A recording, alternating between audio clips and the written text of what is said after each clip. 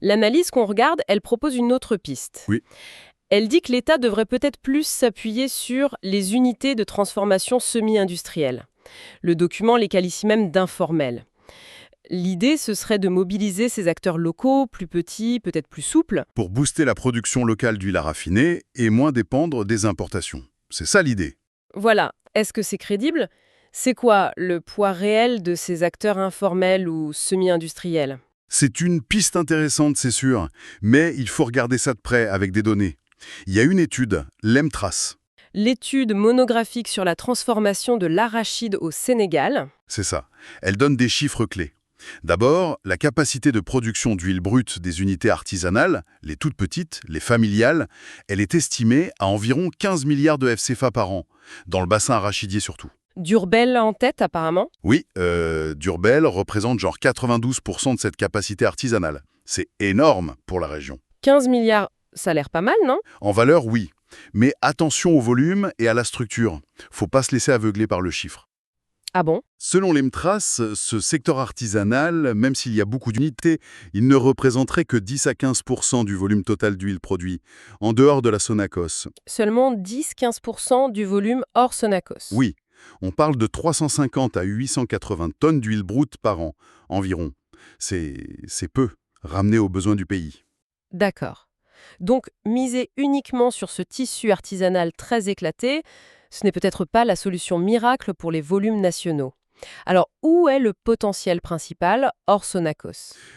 Le vrai potentiel de volume, d'après cette même étude EMTRAS, il se trouve chez les unités dites semi-industrielles. Ah, les fameuses! Voilà.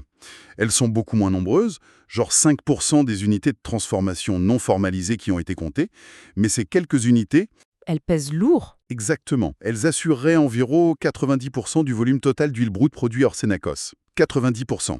C'est là que se situe la capacité de transformation alternative la plus significative. Ça, c'est un point, mais hyper important. Donc, en gros, une poignée d'acteurs, ces semi-industriels, font l'essentiel de la production alternative d'huile brute. Ça change tout. Ça recentre le débat, oui. Plutôt que de s'éparpiller sur l'artisanal qui est très large mais faible en volume individuel, une stratégie ciblée sur ces quelques unités semi-industrielles pourrait avoir un effet de levier bien plus fort. On sait qui c'est, ces acteurs. L'analyse donne un exemple qui pourrait être un symbole. L'Arasiat. Le regroupement des acteurs du secteur de l'industrie agroalimentaire de Touba. C'est ça. La source la voit comme une locomotive potentielle, capable de provoquer un vrai changement, un virage à 180 degrés. L'idée, c'est qu'en se regroupant, ils seraient plus forts. Oui, mutualiser les forces, améliorer les process, mieux négocier, devenir un vrai pôle alternatif face à la Sonatos et aux importations. Une locomotive. C'est une belle image. C'est prometteur. Mais est-ce que c'est du solide? Est-ce qu'on sait vraiment ce qu'ils peuvent faire? Ah, voilà le hic, et c'est l'analyse elle-même qui le soulève d'ailleurs. C'est une nuance très importante.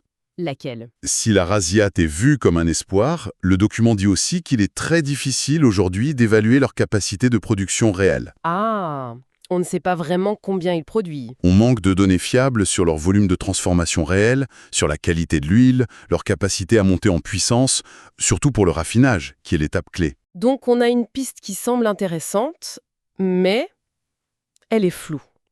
On ne connaît pas bien les contours. C'est un peu frustrant, non? C'est une bonne image, oui. C'est comme avoir une pièce du puzzle qui a l'air importante, mais on ne sait pas sa taille exacte. Difficile de construire une stratégie nationale là-dessus alors. C'est risqué en tout cas.